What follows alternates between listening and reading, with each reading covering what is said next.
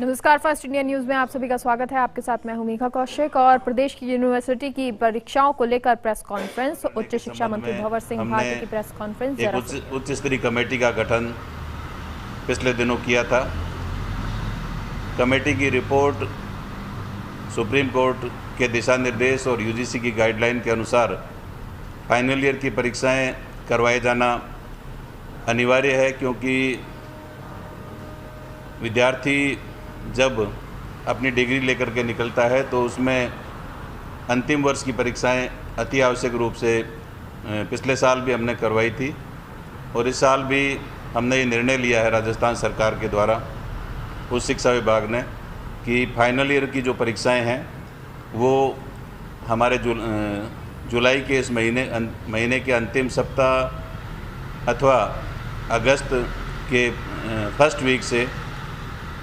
इन परीक्षाओं का आयोजन किया जाएगा। उसमें यूजी और पीजी की अंतिम वर्ष की परीक्षाएं हम आयोजित करेंगे और इन परीक्षाओं में जो मुख्य रूप से मैंने जैसे बताया कि 31 अगस्त तक इन परीक्षाओं का आयोजन पूरा करना है और सितंबर लास्ट तक परीक्षा परिणाम घोषित करना है। फाइनल ईयर की परीक्षाओं में के साथ साथ मैं बताना चाहूँगा कि फर्स्ट ईयर के विद्यार्थियों को 10वीं तथा 12वीं के अंकों के आधार पर प्रमोट किया जाएगा तथा उनको अगली कक्षा में अस्थायी रूप से उनको एडमिशन भी दे दिया जाएगा। और सेकेंड ईयर में जो हमारे स्टूडेंट्स हैं, पीजी के हमारे जो प्रीवियस के स्टूडेंट्स हैं, उनको भी प्रोविजनली अगली कक्षाओं में प्रमोट किया जाएगा और परिस्थितियां सामान्य होने के बाद में 31 दिसंबर तक हमारे second year UG second year के स्टूडेंट्स और हमारे पीजी के प्रीवियस के स्टूडेंट्स की परीक्षाएं हम बहुत ही एक सरल प्रक्रिया के साथ विद्यार्थियों को, क्योंकि जिस प्रकार से प्रभावित हुई है इनकी शैक्षणिक एजुकेशन सिस्टम, तो उसका सरलीकरण करते हुए ऑब्जेक्टिव अथवा अन्य माध्यमों से 31 दिसंबर तक वो परीक्षाएं भी आयोजित की जाएगी। उसके साथ साथ मैं कहना चाहूँगा कि हमने इसमें काफ़ी सारी स्टूडेंट्स की स्थिति को ध्यान में रखते हुए, कोविड की परिस्थितियों को ध्यान में रखते हुए उसमें काफ़ी सारे हमने रिलैक्सेशंस भी दिए हैं। परीक्षा की जो अवधि है उसको 3 घंटे की बजाय 1.5 घंटे करने का निर्णय लिया गया है। और उसके साथ साथ जो पेपर, किसी भी विषय के 2 पेपर होते हैं, फर्स्ट एंड सेकंड, और कई सब्जेक्ट्स में 3 भी होते हैं, तो एक ही दिन में, क्योंकि परीक्षार्थियों को बार बार परीक्षा देने के लिए अपने परीक्षा केंद्रों पर नहीं जाना पड़े, उसको ध्यान में रखते हुए एक ही दिन में 2 या 3 पेपर्स हमने आयोजित करवाने का निर्णय लिया है। जैसा कि मैंने बताया कि परीक्षा की अवधि 1.5 घंटे की होगी फर्स्ट पेपर की, उसके बाद सेकंड पेपर की भी 1.5 घंटे की, इस प्रकार से 3 घंटे का पेपर होगा। और पेपर्स में जो क्वेश्चंस की बाध्यता है, जो 50% प्रश्नों को सॉल्व करने की हमने इसमें विद्यार्थियों को छूट दी है सभी परीक्षाओं में। और जो इसमें यूनिट की बाध्यता है उसको भी हटा दिया गया है। किसी भी यूनिट में से एक निर्धारित पर्सन जो है परीक्षार्थी सॉल्व कर सकेंगे। 2 या अधिक पेपर की मैंने आपको बात कही है। उसके अलावा प्रोफेशनल जो कोर्सेज हैं हमारे, उनकी कक्षाओं के लिए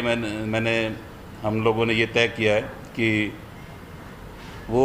ऑनलाइन परीक्षाएं भी हो सकती है और उसकी जो रेगुलेटरी बॉडीज़ का जो कार्यक्रम आएगा उसके अनुसार परीक्षाएं आयोजित करने का निर्णय लिया है। कोविड प्रोटोकॉल का पूरा ध्यान रखने के लिए विश्वविद्यालयों को निर्देश दिए गए हैं कि कोविड की जो प्रोटोकॉल है, कोविड की जो परिस्थितियां हैं, उसके अनुसार पूरी तरह से ध्यान रखा जाए और सेंटर्स को ज़्यादा से ज़्यादा बढ़ाया जाए, क्योंकि कोविड प्रोटोकॉल का ध्यान रखते हुए हमें परीक्षा केंद्रों को ज़्यादा से ज़्यादा संख्या बढ़ानी है, जिससे कि विद्यार्थियों को, परीक्षार्थियों को किसी भी तरह से कोविड की परिस्थितियों के अनुसार किसी प्रकार की दिक्कत नहीं हो। वैक्सीनेशन के लिए भी हमारे तमाम परीक्षार्थी, हमारे शिक्षक, सभी लोगों को, सभी परीक्षार्थियों को और हमारे शिक्षकों को वैक्सीनेशन में विशेष प्राथमिकता दी जाएगी, इस संबंध में भी निर्णय हुआ है। तो इस प्रकार से कोरोना की इन परिस्थितियों में चूँकि हमें विद्यार्थियों का एकेडमिक जो फ्यूचर है उसका भी ध्यान रखना है और विद्यार्थियों का स्वास्थ्य हमारे लिए सर्वोपरि है। राजस्थान के मुख्यमंत्री अशोक गहलोत जी के नेतृत्व में जिस प्रकार से हमारा प्रदेश पिछले, चाहे फर्स्ट वेव की बात करें चाहे सेकेंड वेव की बात करें, राजस्थान की सरकार ने माननीय मुख्यमंत्री अशोक गहलोत जी के नेतृत्व में आप सबके सहयोग से कोविड के दोनों समय में बहुत अच्छा काम करने का प्रयास किया है। और इस समय भी माननीय मुख्यमंत्री महोदय के स्पष्ट निर्देश हैं कि सुप्रीम कोर्ट के आदेशों की पालना की जाए, यूजीसी गाइडलाइन का भी ध्यान रखा जाए और विद्यार्थियों का जो एकेडमिक भविष्य है उसको भी ध्यान में रखते हुए सभी निर्णय लिए जाए। तो हमने पूरा प्रयास किया है, शिक्षाविदों की हमने राय ली है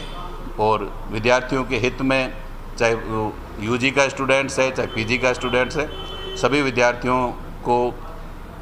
ईजीएस्ट प्रोसेस के माध्यम से उनको परीक्षा का हम आयोजन कर रहे हैं और हमारा पूरा प्रयास रहेगा कि कोविड प्रोटोकॉल का पूरा ध्यान रखें, विद्यार्थियों के स्वास्थ्य का पूरा ध्यान रखा जाए। सर, पहला ही सवाल ये है कि परीक्षा के दौरान यदि कोई स्टूडेंट पॉजिटिव है तो ऐसी स्थिति में क्या फैसला लिया गया? देखिए, ये पिछली बार भी मैं आपको बताना चाहूँगा, सभी प्रदेश के हमारे स्टूडेंट्स को भी बताना चाहूँगा कि कोविड पॉजिटिव या कोविड से संक्रमित होने की वजह से कोई परीक्षार्थी परीक्षा नहीं देना चाहे तो उसको एक अलग से अवसर दिया जाएगा और आगे दोबारा एक एग्ज़ाम करवा करके उन विद्यार्थियों को कोविड की वजह से किसी भी तरह की दिक्कत है, वो परीक्षा नहीं दे पा रहा है, तो उनको दोबारा एग्ज़ाम देने का पिछली बार भी हमने प्रोविज़न किया था, इस बार भी हम प्रोविज़न कर रहे हैं। आपने कहा है एक या एक से अधिक सब्जेक्ट, दो या दो से अधिक सब्जेक्ट होने पर 1.5 घंटा, तो ये 1.5 घंटा फर्स्ट सेकंड के लिए रहेगा या पूरा मिक्स रहेगा 3 घंटे? नहीं, दोनों पेपर होंगे। फर्स्ट पेपर जैसे यूजी के स्टूडेंट्स का अगर हिंदी का पेपर है, क्योंकि मोस्टली 3 पेपर होते हैं फाइनल ईयर के स्टूडेंट के, 3 सब्जेक्ट्स के, तो 3 सब्जेक्ट्स के 2 बार होते हैं तो उनको 6 बार आना पड़ता है। हमारा ये सोचना है कि विद्यार्थियों को 6 बार की बजाय हम प्रयास ये करें कि 3 बार आना पड़े, तो फर्स्ट और सेकंड पेपर दोनों को एक ही दिन आयोजित किया जाएगा और जो अवधि है 3 घंटे की एक पेपर की होती है उसको 50% हमने किया है ताकि 1.5 घंटे में फर्स्ट पेपर हो जाए और नेक्स्ट पेपर भी अगले 1.5 घंटे में हो जाए, उसमें भी 50% रखते हुए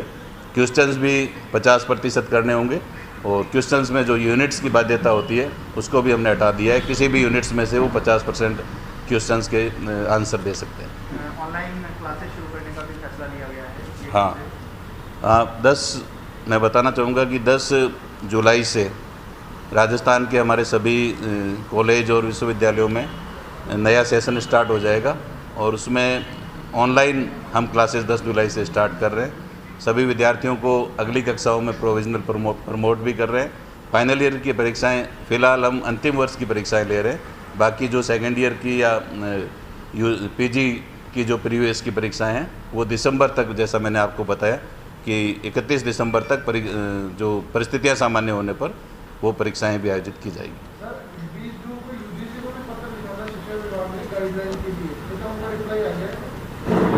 नहीं, यूजीसी को हमारी जो कमेटी की रिपोर्ट आने के बाद में राजस्थान सरकार के द्वारा जो विशेषज्ञों की हमने कमेटी बनाई थी उसकी रिपोर्ट आने के बाद में हमने यूजीसी को एक पत्र लिखा राजस्थान सरकार की तरफ से कि परीक्षाओं के आयोजन के संबंध में उन्होंने अभी तक कोई गाइडलाइन जारी नहीं की है, तो उसमें कोई मार्गदर्शन दें या कोई गाइडलाइन जारी करें। लेकिन अभी तक कोई गाइडलाइन जारी नहीं हुई है और हमारे बच्चों की बार बार ये आ रही थी मांग कि इसमें सरकार कोई निर्णय ले, तो यूजीसी के पिछले साल के जो दिशा निर्देश है उन्हीं को हमने फॉलो करते हुए और सुप्रीम कोर्ट के जो दिशा निर्देश हैं, सुप्रीम कोर्ट ने फाइनल ईयर की परीक्षाओं के लिए कंपलसरी कहा था पिछली बार भी कि ये परीक्षाएं होनी चाहिए, तो उन तमाम तथ्यों को ध्यान में रखते हुए और हमारी कमेटी की रिपोर्ट्स को ध्यान में रखते हुए हमने फाइनल ईयर की अंतिम वर्ष की जो दोनों को यूजी और पीजी की परीक्षाएं आयोजित करवाने का निर्णय लिया है। अगर यूजीसी की कोई दिशा निर्देश आ जाते हैं जो फैसला लिया गया है उसमें अगर कुछ बदलाव है तो क्या आगे बदलाव देखने को मिल सकता है परीक्षाओं में? देखिए, यूजीसी के दिशा निर्देश निश्चित रूप से अगर कोई इसके अलावा आते हैं तो मैं समझता हूं कि उसमें उस समय की परिस्थितियों के अनुसार हम निर्णय लेंगे। लेकिन यूजीसी से हमें जो विश्वस्त सूत्रों से ज्ञात हुआ है कि यूजीसी के द्वारा इस साल किसी प्रकार की कोई गाइडलाइन जारी किए जाने की संभावना बहुत कम है। यदि गाइडलाइन वो जारी करते तो अब तक वो कर चुके होते हैं। सर, फर्स्ट ईयर में एडमिशन को लेकर के किस तरह की प्लानिंग है? किस तरह से एडमिशन होंगे, किस तरह का फॉर्मूला रहेगा, उस पर क्या प्लान है? फर्स्ट ईयर में जैसा 12th के जो बच्चे आएंगे तो उनका एडमिशन का जो हमारा जो पहले से जो प्रोसेस चल रहा है उसी को ध्यान में रखते हुए हमने एडमिशन की प्रक्रिया 10 जुलाई से हम स्टार्ट कर रहे हैं और क्लासेस भी ऑनलाइन हम स्टार्ट कर रहे हैं। तो फार्मूला ऑलरेडी हमारा जो विश्वविद्यालय पहले से चला रहे हैं उसको ही ध्यान में रखते हुए रखा जाएगा। का रिजल्ट 31 जुलाई से पहले आएगा तो 10 जुलाई से प्रवेश प्रक्रिया। फर्स्ट ईयर के लिए मैं कहना चाहूँगा कि वो तो 12वीं का जो परिणाम और सारा आने के बाद ही हो पाएगा। सेकेंड ईयर की कक्षाएं हम शुरू कर देंगे और बाकी जो क्लासेज हैं जो हमारे स्टूडेंट्स ऑलरेडी हैं उनकी हम क्लासेस शुरू कर देंगे। 12वीं का तो जैसे ही हमारे माध्यमिक शिक्षा बोर्ड के द्वारा और सीबीएसई के द्वारा पूरा परिणाम जारी कर दिया जाएगा, अंक तालिकाएँ जारी कर दी जाएगी, उसके बाद ही ये शुरू किया जाएगा। हाँ। हाँ। जी देखिए, फाइनल ईयर की परीक्षाएं, क्योंकि फाइनल ईयर के स्टूडेंट्स को आगे दूसरे उनको कैरियर में बहुत सारे स्थानों पर जाना पड़ता है, आगे की कक्षाओं में उसको प्रवेश भी लेना पड़ता है और सुप्रीम कोर्ट ने भी स्पष्ट कहा है कि कोरोना एडवाइजरी का ध्यान में रखते हुए फाइनल ईयर की परीक्षाएं आवश्यक बताई है। इसलिए हम फाइनल ईयर की परीक्षाएं कर रहे हैं और जो सेकेंड ईयर की परीक्षाएं हैं उनका भी इसीलिए हम फर्स्ट ईयर को हम प्रमोट कर रहे हैं, लेकिन सेकेंड ईयर के जो विद्यार्थी हैं उनको हमने पिछली बार प्रमोट किया था और इस बार यदि हम दोबारा प्रमोट करते हैं तो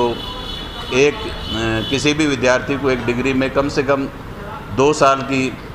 परीक्षाएं होना आवश्यक है। तो उन तमाम तथ्यों को ध्यान में रखते हुए हमने ये सेकेंड ईयर की परीक्षाओं का आयोजन आगे करवाने के लिए उनको एक बार प्रोविजनली हम अगली कक्षा में थर्ड ईयर में बैठा रहे हैं, लेकिन आगे परीक्षाएं परिस्थितियां निश्चित रूप से मैं कहना चाहूँगा कि हमने कहा है कि सामान्य होने पर एक कोई इसी तरह का जैसा थर्ड ईयर का पेपर लिया है इसी तरह से हम एक सरलीकरण करते हुए पेपर लेकर के विद्यार्थियों के लिए परीक्षाओं का आयोजन करेंगे। उसमें प्रीवियस में भी मैं कहना चाहूँगा कि इसी तरह का आयोजन होगा। सर, कॉलेज यूनिवर्सिटी में कब तक कक्षा तक में जा सकेंगे विद्यार्थी और कब तक अपनी पढ़ाई वापस दोबारा शुरू कर सकेंगे? देखिए, ऑफलाइन में तो जो गृह मंत्रालय की गाइडलाइन है, हमारे राजस्थान सरकार और हमारे भारत सरकार की जो गाइडलाइन है उसके अनुसार ही कॉलेज और विश्वविद्यालय तमाम संस्थाएं खोलने का निर्णय होगा। अभी सिर्फ परीक्षाओं के आयोजन के लिए हम ये सब कर रहे हैं और जो हमारे हॉस्टल्स हैं, जो विद्यार्थी हॉस्टल्स में रहते हैं तो उनको भी जो परीक्षार्थी हैं उनके लिए हॉस्टल्स परीक्षाओं के आयोजन की अवधि के दौरान खोले जाएंगे और उन स्टूडेंट्स को वहाँ रहने का मौका भी दिया जाएगा और वो अपनी परीक्षाओं का ताकि वो सही तरीके से अपनी परीक्षाओं को बिना किसी दिक्कत के उसमें शामिल हो सके। सर, अनलॉक में काफ़ी संस्थान खुल गए लेकिन कोचिंग इंस्टीट्यूट है, हॉस्टल्स हैं और साथ ही में लाइब्रेरीज हैं, ये सारे नहीं खुल पाए हैं। इसको लेकर के कुछ लोग आपसे भी लगातार संपर्क में थे, क्या कोई बातचीत उस पर हुई है?